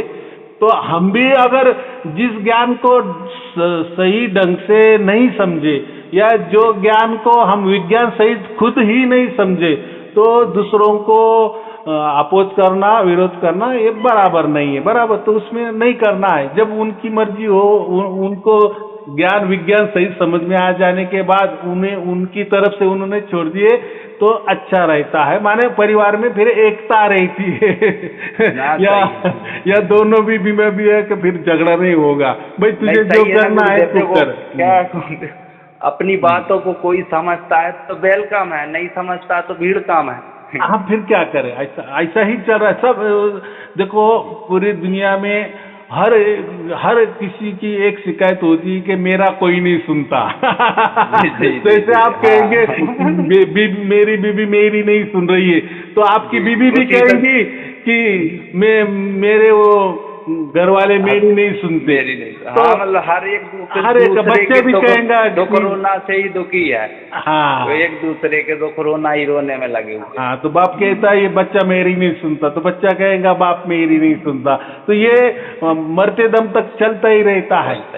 तो इसलिए ज्ञान विज्ञान सही, कोई भी ज्ञान हो ना, विज्ञान सही जब समझ जाते हैं तो ये बात ही नहीं उठती। तो वैसा भी मैंने कह दिए कि जो गुरु होता है तो उसको परमात्मा स्वरूप मान लो। जब तक हमारा मोक्ष नहीं होता या हमारे जो भी आड़ी अड़चने होती है, सवाले होते हैं, तो जैसे वो एक परमात्मा ही है या वो पूरे परमात्मा को जानते हैं या उन्होंने परमात्मा को साध लिया है या वो परमात्मा से जुड़े हैं या वो योगेश्वर है या योग माने वो योग से वो परमात्मा से जुड़े हुए हैं, तो फिर उनसे ही परमात्मा की बातें समझ में आ जाएगी ना। तो उस टाइम तक उस वक्त तक, उस समय तक हम उनको परमात्मा मानने में कोई हर्ज नहीं है। लेकिन अगर हम उनकी पूजा आरती करते रहेंगे और यही परमात्मा है ऐसा समझ लेंगे तो वो फिर वो अंध भक्ति हो जाएगी, वो भक्ति नहीं। बराबर, ये नहीं होना चाहिए। बराबर, जब समझ में आ गया है तो आ गया। जैसे कोई डॉक्टर होता है तो किसी डॉक्टर के हाथों के नीचे ही वो पढ़ाई करता है ना। जी जी। जो डॉक्टर की पढ़ाई होते है तो उनमें जो शिक्षक होते हैं, गुरुजन होते हैं, वो भी डॉक्टर ही होते हैं ना। हाँ, इसलिए तो बच्चों को डॉक्टर बनाते हैं। लेकिन एक बार वो डॉक्टर बन गए कि वो थोड़ी देखने आते कि मुझे इन्होंने सिखाया था, वो डॉक्टर ने सिखाया था, वो तो एक याद हो जाती है। लेकिन बाद में वो उनका जब व्यवसाय करने लगते हैं, व्यापार करने लगते हैं, तो वो पूछने थोड़ी जाते हैं क्या कॉलेज के जो प्रोफेसर है कि वो डॉक्टर प्रोफेसर ने मुझे सिखाया, वो कोई जरूरत नहीं होती। वैसा ही ये बात है। ये गुरु को थोड़ी देर के लिए हमें परमात्मा मानना है। जब हमें मोक्ष हो जाता है हमारा, बस वो एक हमारा आदर का स्थान। जब सेल्फ हो जाते हैं अपन तो फिर जरूरत ही नहीं पड़ती। नहीं, लेकिन आदर रखना है ना, मरते दम तक आदर तो रखना पड़ेगा ना। तो रखना पड़ेगा, सम्मान तो करना पड़ेगा। हाँ, जिस माँ बाप ने हमें जन्म दिया है तो मरते दम तक हम उनके पाँव छूते हैं ना। बिल्कुल बिल्कुल, उनका आदर सम्मान एक आदर है। हम उसको उनको भी देवता की वैसे हम ये करते हैं। वैसे ही परमात्मा जिसको हम गुरु को परमात्मा समझते हैं तो वो एक आदर है, उनके पाँव छूते हैं, वो एक आदर है। लेकिन कोई गुरु परमात्मा नहीं। और इसका ही फायदा लोगों के श्रद्धा का फायदा ये गुरु लोगों ने उठा लिए और अपने फोटो बीटो देने लगे, उनकी पूजा करने को कहे, उनकी आरती करने को कहे। फिर लोगों के सामने कोई गुरु ने खुद की आरती भी बनाई, उसके वीडियो भी निकाले। तो ये क्या हो गया? ये पागलपन है ना। ये पागलपन है ना गुरुदेव। ये तो फिर अपन वही जड़ की पूजा कर रहे हैं, चेतन की आराधना तो हो ही नहीं रही है। इससे क्या सिद्ध होता है? जड़ में ही फंसे रहेंगे, फिर कहेंगे कि साहब हमें कुछ सुनाई नहीं दे रहा, कुछ दिखाई नहीं दे रहा। क्यों दिखाएगा? क्योंकि अपन जड़ में ही तो फंसे हुए हैं। चेतन की तो पूजा हो ही नहीं रही, तो कहाँ से परमात्मा मिलेगा? उस परमात्मा की पूजा है ही नहीं। माना परमात्मा का रास्ता ही बंद कर दिए ना। अगर वो खुद ही गुरु परमात्मा बन बैठा तो फिर वो क्या परमात्मा को खोजेगा? जैसे गुरुदेव, अब मुझे नासिक आपके पास आना है और मैं भोपाल में उतर के और आपको ढूंढूं कि मुझे तो गुरुदेव मिल ही नहीं रहे हैं। मैंने जगह तो जहाँ पर गुरुदेव है वहां तो मैं गया ही नहीं। नासिक में गुरुदेव बैठे हैं, मैं भोपाल में जाकर ढूंढ रहा हूँ। तो ये बात होती है। तो ऐसा नहीं करना है। लेकिन हम देख रहे बहुत सारे गुरु अपनी आरती भी उतार रहे हैं, खुद को परमात्मा कह रहे और पूजने वाले भी पूज रहे हैं। और पूजा मैं बता रहा था गुरुदेव, ऐसी अंधभक्ति का वो चढ़ाया हुआ है पर्दा गुरुआ लोगों ने। अब जैसे क्या गुरुदेव, यदि अच्छा हुआ तो उन्होंने कहा साहब वो गुरु महाराज की कृपा है, और बुरा हुआ तो उन्होंने कहा भैया वो तो तुम्हारे पिछले जन्म के कर्म है, वो तो तुम्हें काटना ही होगा। वो तुम्हारा पिछला प्रारब्ध है। तो ऐसा है अच्छे में तो वो गुरु शामिल हो गया, तो जो गुरु महाराज की कृपा, और बुरा हुआ तो उसने कहा साहब वो तुम्हारे कर्मों के आधार पर है। तो सत्य में हमारे कर्म पे आधारित है कि जो गुरु की परमात्मा होकर पूजा कर रहा है ना, तो वो भी पागल है, पूजा करने वाला है पागल है, पूजा लेने वाला ही पागल है ना। जी गुरु। और क्या फिर वो हमें समझते हैं ये गुरु ने क्या शिक्षा दिया ये शिष्यों को कि वो अपनी पूजा करवा रहा है और ये कर भी रहे हैं, इसका मतलब ये दोनों अज्ञानी है। उनको इतना मोटिवेट करके रख दिया है, इतना डर इतना दहशत में रखे हुए हैं कि वो अच्छा बुरा क्या है वो समझ ही नहीं पा रहा है, और कोई समझाए तो उसका मानना भी नहीं है। तो ऐसा है वो इनका भाग्य समझो, उनका नसीब समझो, वो उसी लिए आए हैं वो उसी लिए आए हैं, तो हमें उसमें नहीं जाना है और किसी को रोक टोकना नहीं है या किसी को उंगली निर्देश भी नहीं करना है। क्यों करना है भाई, हमारा ही बहुत सब बाकी है ना काम। गुरुदेव मैंने अपने मित्र को बताया था आपके विषय में, ऐसे ही चलते चलते चर्चा हुई थी 2 मिनट, तो वो बहुत इंटरेस्टेड हुआ, उसने वीडियो भी लिए मुझसे, डेली सुनता भी है वो। और आपको उसने व्हाट्सएप भी किया था, व्हाट्सएप में आपने जोड़ भी दिया है ग्रुप में। हाँ हाँ हाँ जी, ऐसा है। व्हाट्सएप में जब रजिस्टर हो जाते हैं तब हम उनको जोड़ लेते हैं, और नहीं तो हमारा एक टेम्पररी ग्रुप भी है, हम बोलते भी है कि भाई आपको हमने जोड़ लिया है, लेकिन टेम्पररी ग्रुप में हमने जोड़ लिया। टेम्पररी माने कैसा है, तो कुछ दिन हम उनको कुछ हाँ टेम्पररी ग्रुप का अर्थ वही होता है ना, ये कैसा बंदा चलता है, नहीं तो बहुत सारे जुट जाते हैं। जी। और फिर उसमें हमको वो सलाह देते हैं। पोस्ट डाली थी ना ग्रुप में, मैंने ही वो उसको चैट किया था, मैं वो कोई रील डाल दी थी उसने, तो मैंने ही उसको चैट किया था कि ग्रुप में आप इस तरीके की वीडियो नहीं डालें, तो आपने उसको क्या रिमूव कर दिया है। क्या होता है बहुत सारे लोग हम जैसे कुछ पोस्ट डाल देते हैं ना जी, समझो आज का वीडियो डाल दिए या कुछ अलग सवाल डाल दिए, परीक्षा डाल दिए, तो कोई लोग इतना क्विक मैंने डाल दिया कि वो उधर थम्सअप आ जाता है, नमस्ते आ जाता है कि मुझे मिल गया, बस उनका काम उतना ही है। उसके बाद में ये क्या मैसेज लिखा है जी, हाँ भाई आप पढ़ो ना, उसके ऊपर कुछ बोलना है तो वो बोल दो कि हमें मैसेज मिल गया या हमने पढ़ लिया, इसमें ये बताया अच्छी बात है। फिर आप अभी कोई डाउट लग रहा है तो उसका पूछ लो कि गुरुदेव मुझे ये चीज समझ में नहीं आई, इसके विषय में आप थोड़ी मुझे जानकारी दें। हमने आपको किस लिए दिया, बस आपने ले लिया, पोस्टमैन जैसा पत्र आ गया, बस वो जो पोस्टमैन को क्या थैंक यू कर दिया। अरे भाई वो क्या पाकिट है, उसमें क्या लिखा है वो पढ़ो, वो आपको दिया है। हाँ अब फिर ये लोग क्या करते हैं, ऐसे ही कुछ डाल दिए कि फटाक से उसको रिएक्शन हो जाते, मिल गया जैसे उनको बहुत खुशी होती है। खुशी ठीक है, बहुत बात अच्छी है, आपको मिल गया, लेकिन भाई हमें खुशी कब मिलती है, गुरु को खुशी कब मिलेगी, जो हमने दिया है ना उसके ऊपर आपने क्या बताया है। कोई लोग तो ऐसे है हम वीडियो देते हैं लोगों को, परीक्षा वाले वीडियो देते हैं, वो नहीं देखते, वो उनके ही मन से कुछ भी वीडियो लाते हैं वो देते। भाई तुम दो कोई बात नहीं, दूसरों को वीडियो भी डाल दो, लेकिन पहले वाले जो गुरुजी ने हमें मैसेज किए हैं, परीक्षा दी है, वो जो बाकी वीडियो दिए हैं गुरुजी की तरफ से आए, पहले वो हमने देखने चाहिए ना। हाँ वो देखने का बाद में, वो उसके ऊपर विचार विनिमय करना बाद में, अपने ही तरफ से वीडियो डाल देते। तो ये क्या है भाई, आप गुरुजी को सिखा रहे हैं या गुरुजी को सीख रहे हैं भाई ये कुछ परीक्षाओं में मैंने भी जवाब दिए थे, आपको याद हो। हाँ तो ऐसे अलग थलग बहुत सारे ग्रुप है ना। अंधभक्ति का अंधविश्वास का भी दिया था, नहीं चलते हैं लोग, फिर समझ जाते हैं। अच्छा गुरुदेव क्या अभी भी अपने इस ग्रुप में कुछ ऐसे, अब नवरात्रि कब के निकले, वो डेली नवरात्रि और क्या क्या मैसेज डाल रहे हैं, उनको यही नहीं पता कि नवरात्रि तो निकले 15 दिन हो गए।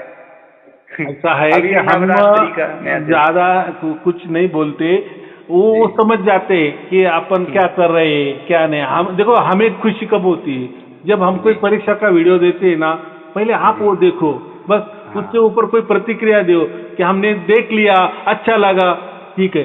बाद में आपका कोई वीडियो दो ना, तो वो जो गुरुजी दे रहे कोई परीक्षा की वीडियो दे रहे, कोई मैसेज दे रहे, वो पढ़ते नहीं, उसके ऊपर कोई विचार विनिमय नहीं और अलग ही मैसेज देते हैं।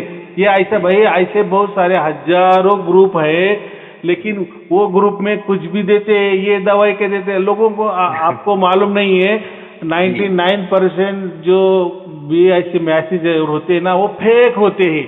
दूसरों ने दिया, इसने फॉरवर्ड कर दिया। अब कुछ भी देते हैं। देखो भाई, अपना ग्रुप क्या है, मोक्ष वाला ग्रुप है ना, मोक्ष वाला जी, वो आत्मा परमात्मा की बात करने वाला है। तो किसकी दवाई की वीडियो क्यों देना, दवाई की बातें क्यों लिखना, या अन्य कोई गरज नहीं ना, कोई आवश्यकता नहीं है, तो भी देते। तो बाकी ग्रुप में वैसा चलता है भाई, वो जनरल ग्रुप है, उसमें कुछ भी गाली गलौज भी चलती है, अच्छाई भी चलती है, बुराई भी चलती है। ये ग्रुप वो नहीं है। फिर हम क्या करते हैं, उसको दूसरे ग्रुप में डाल देते हैं और थोड़ा उसमें भी नहीं सुधर गए तो डिलीट कर देते हैं उसको हमेशा के लिए। भाई तू जा, तेरा काम यहाँ आने वाला नहीं है। जितना तूने ज्ञान लिया अच्छी बात है, बहुत अच्छा है, लेकिन तू अगर तेरी चल, कुछ बोलते क्या गुरुजी तुम वो पंथ के बारे में तो ऐसा वैसा बोलते। भाई मैं किसी पंथ के बारे में, मैं हर टाइम मेरा यही सब होता है, हर धर्म पंथ की बात करता हूँ मैं। मैंने वो हर धर्म में भाई तुम्हारा धर्म आ सकता है, हर पंथ में तुम्हारा ही पंथ आ सकता है, क्योंकि हम कोई धर्म पंथ की बात ही नहीं करते। देखो वही ना, अपन यहाँ पे कोई धर्म पंथ की बात ही नहीं हो रही है, यहाँ तो परमात्मा की बात हो रही है। परमात्मा की बात हो रही है, मुझे यही कहना है। अपन नाम लेके मंच पे ऐसा थोड़ी किसी को बोल रहे हैं कि फलाना व्यक्ति ऐसा कर रहा है, ढिकाना पे ऐसा कर रहा है। ये आती सांसारिक बातों में है, अपन सांसारिक बात कर ही नहीं रहे, अपन तो परमात्मा की बात कर रहे हैं। अभी कोई उसमें अपने आप को ले रहा है तो वो मूर्खता ही बता रहा है अपना। हाँ, तो अपन कैसा है, हम धर्म पंथ की बात तो जनरल बात करते, लेकिन किसी के ये धर्म सबसे बोगस है, बकवास है, ऐसा हम कभी नहीं कहते। या ये धर्म ऐसा है, ये पंथ ऐसा है, ये गुरु ऐसा है। क्या कहना है हमको, क्या करना है? हमें कुछ करना नहीं भैया, हमारा पड़ा है बहुत सारा, वो करना है। और क्या लेना देना है हमें दूसरे के ऊपर, कोई लेना, कोई हमारी गुरुगद्दी नहीं, कोई कंपटीशन नहीं है, किसी के साथ बराबरी भी हम नहीं कर रहे, हमारा सब कुछ अलग है। हम बहुत पुराना वाली बात है हमारे पास, वेदों वाली बात करते हैं हम, और जो भी बातें करते हैं वो प्रैक्टिकली में देते हैं, बराबर की नहीं। गीता में जो राजयोग बताया है, कोई भी आज तक पूरी दुनिया में किसी ने ये बात सामने नहीं लाई कि ये क्या है, ये राजयोग क्या होता है, किसी ने नहीं बताया। उसके ऊपर बस ज्ञान वाली बात। अरे भाई खुद कृष्ण कह रहे ना, ये ज्ञान विज्ञान सहित मैं तुझे समझा देता हूँ, तो वो विज्ञान क्या है बताओ, नहीं मालूम है कि नहीं? तो ऐसी बात है। तो क्या होता है, अभी वो लोगों का भी ये नहीं है, जैसे बाकी गुरु लोग करते हैं वैसे भी इनको ही लगता है कि ये गुरु भी ऐसे करते हैं। भाई हम पूरी तरह से संशोधन करते हैं, जैसे ये राजयोग लाया वैसे हम वो जो है ओम तत्सत की बात करते। तो बहुत गुरुआ लोग भी ओम तत्सत के बारे में बहुत कुछ अलग थलग लिखा है। कुछ ने बोला ये ओम है, उसके बारे में वो तत् है, वो कोडवर्ड है, वो सत है, वो ऐसा है वैसा है। भाई देखो कितना सीधा सिंपल बात है कि ओम तत्सत ये जो है ये मुख्य मंत्र है, और हर काम में ये लगाना चाहिए। लास्ट को हम जैसे धन्यवाद कहते हैं ना, ओम तत्सत। ओम तत्सत का अर्थ उन्होंने दो तरह का दिया है कि जो भी काम अगर हम दूसरों के अच्छे के लिए करते हैं और वो उसको ओम तत्सत कहते हैं। माने जैसे कोई काम कर लिए उसके बाद में ओम तत्सत कहना, माने ये काम परमात्मा को अर्पण, बस उसका अर्थ यही होता है। ओम तत्सत का अर्थ परमात्मा को अर्पण। आजकल लोगों को मालूम नहीं था ना, जैसे मैं प्रवचन बहुत करते कि अब हम हमारा हर काम, हमारा हर अच्छा बुरा विचार, हमारा हर अच्छा बुरा काम कर्म परमात्मा को अर्पण करते चलो, परमात्मा को अर्पण करते चलो, सब गुरु कहते थे। लेकिन अभी ये जो गीता में मुझे एक संशोधन निकला या मैंने किया कि अरे ये ओम तत्सत के ऊपर तो बहुत गुरु लोगों ने अलग अलग कहा है। अभी हम तो लोगों को गुरु गीता भी बांट रहे, तो ये सवाल कभी न कभी उपस्थित होगा ही।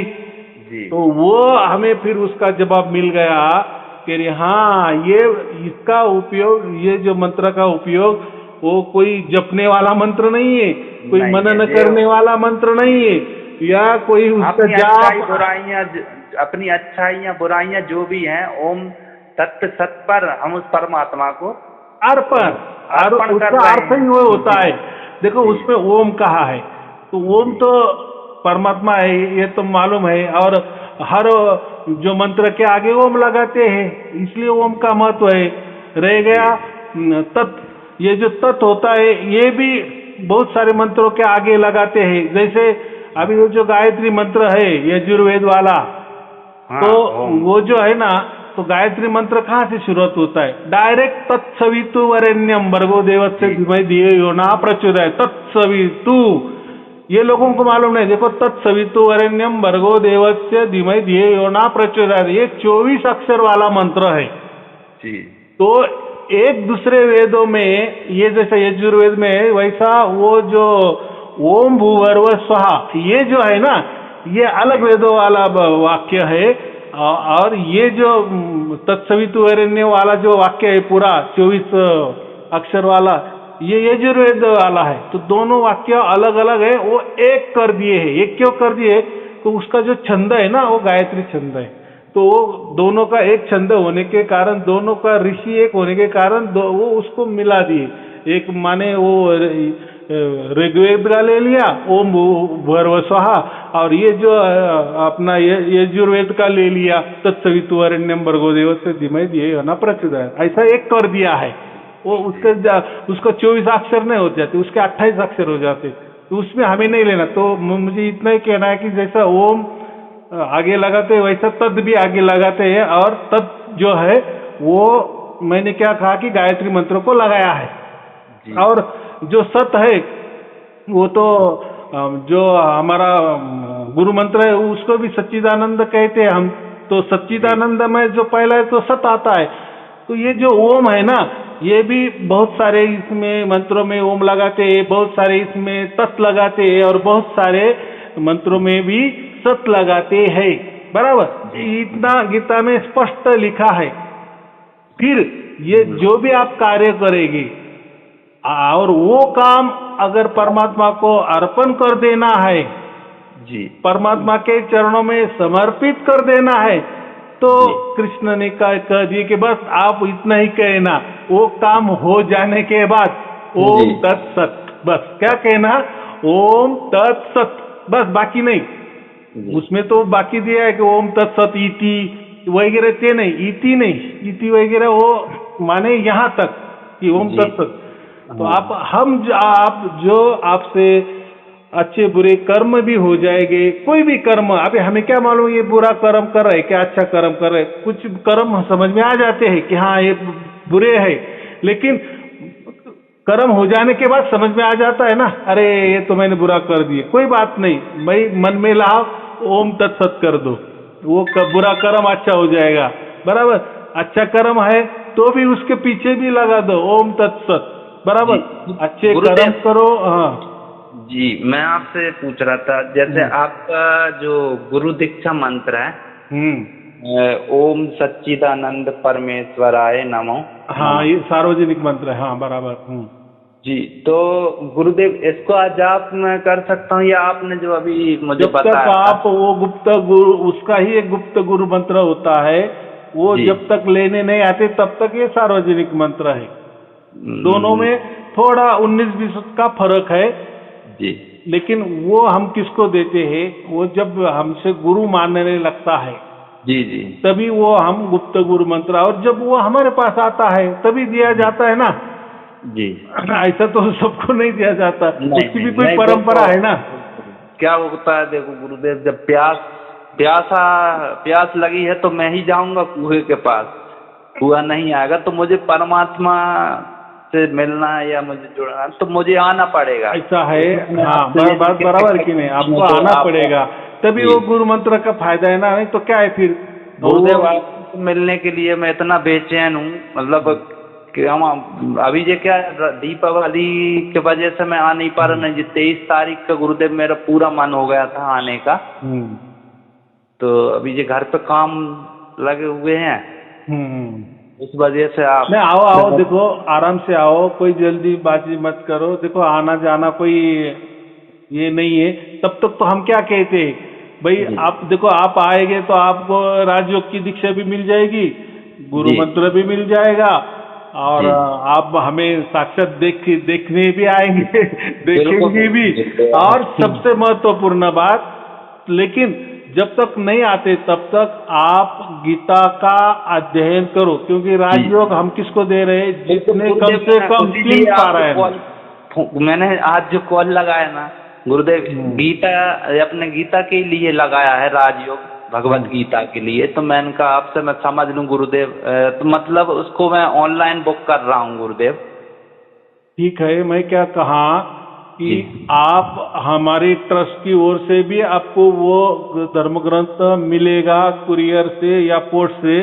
दूसरी बात, जब तक आपका उतना कैपेसिटी नहीं है या आर्थिक परिस्थिति नहीं है, तब तक हम क्या करते हैं, पीडीएफ देते हैं। तो वो पीडीएफ तो फोकट में होती है, तो वो कम से कम वो लेके जाओ, किसी जेरॉक्स वाले के पास से जेरॉक्स निकालो, वो पढ़ो, बराबर।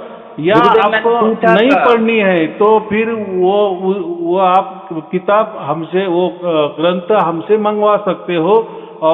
लेकिन मैं कहने का मतलब इतना ही है कि राजयोग की दीक्षा लेनी है, ऐसे गुरु मंत्र के लिए हम किसी को नहीं बुलाते, केवल और केवल गुरु मंत्र लेना है, राजयोग नहीं लेना, ऐसा नहीं। तो एक बार आ गए तो सब बातें हो जाती है, बराबर। मैं वही सोच रहा हूँ गुरुदेव, क्या मैं आपके पास में आके आमने सामने बैठ के मैं उस चीज को भी समझ के आऊंगा कि गुरुदेव अभी तक क्या मैंने गीता ग्रंथ कोई पढ़ी नहीं है, तो मुझे तो किस आधार से पढ़ना कैसे, तो वही बोल रहा हूँ मैं। तो 3 पारायण करो, और वो 3 पारायण जैसे हो जाएंगे आपके, आप वैसे व्हाट्सएप में लिखते जाओ, मैंने इतना किया उतना किया, ऐसा 3 पारायण आपके हो गए तभी आना।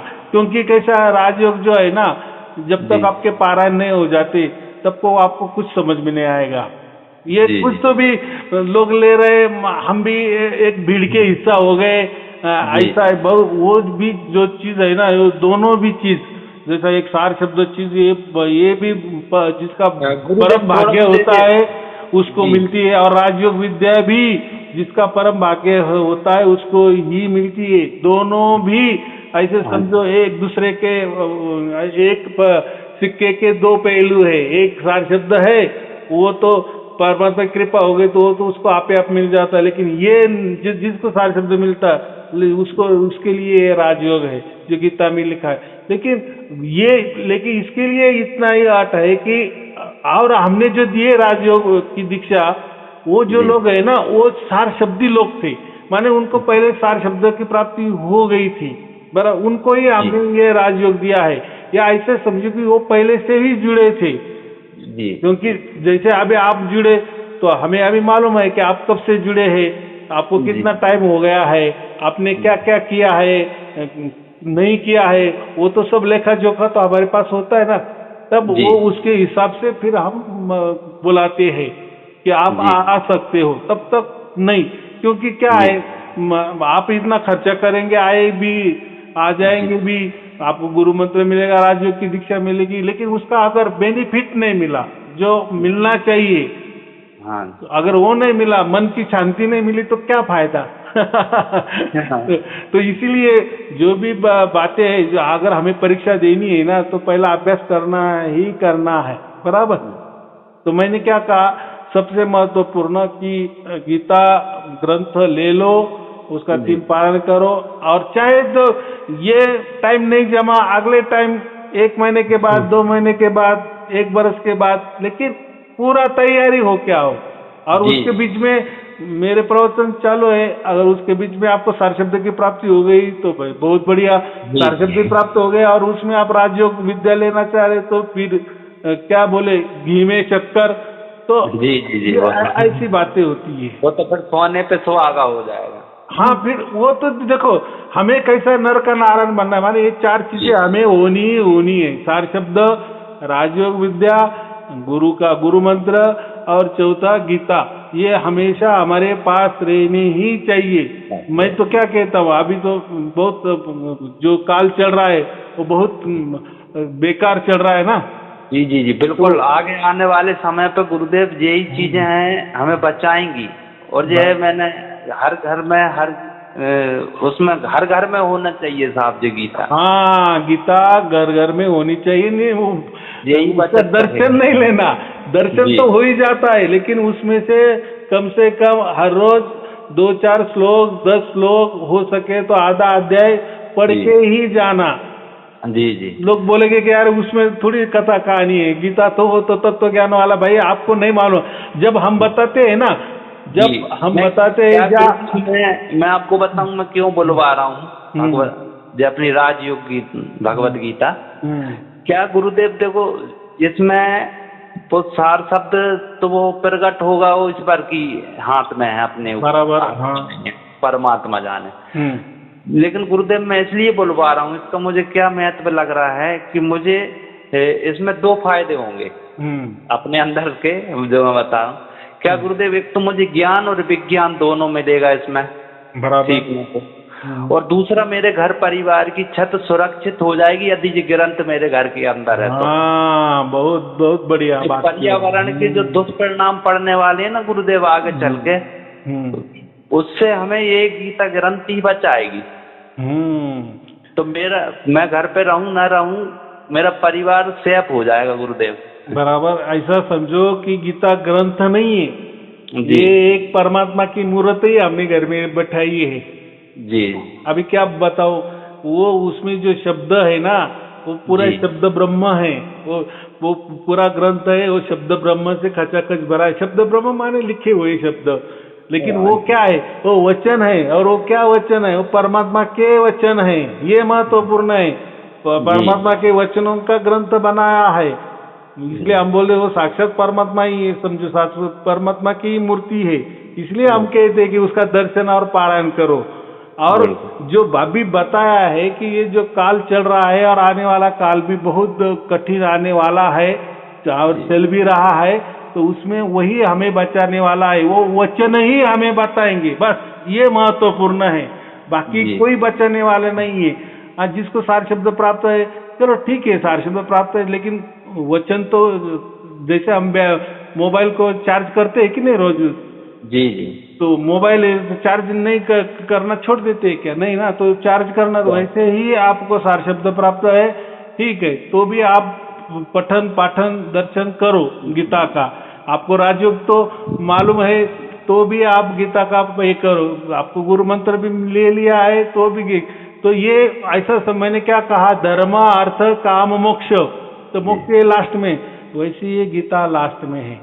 अभी इसका क्या महत्व है जब आप पढ़ेंगे, वो तो है तत्व ज्ञान से दृष्टि से, सब कुछ आध्यात्मिक दृष्टि से, आदि भौतिक आदि दैविक आध्यात्मिक वगैरह, वो तो सब कुछ उसमें है ही। लेकिन क्या मेरे मन के जो आचार विचार है ना वो इससे ही बदलेंगे। हाँ बराबर है ना। तो लेकिन वो जो बचाने वाला है, रक्षा करने वाला है, वो इसमें महत्वपूर्ण है। तो वो तो अनुभव वाली बात है। गीता ग्रंथ घर में लिखो ये हुआ ज्ञान, लेकिन जब आप पढ़ेंगे उसका दर्शन पारायण करेंगे, फिर जो आपको अनुभव आएगा, फिर वो हो गए विज्ञान। तो ज्ञान सहित विज्ञान इसको कहते हैं, बराबर।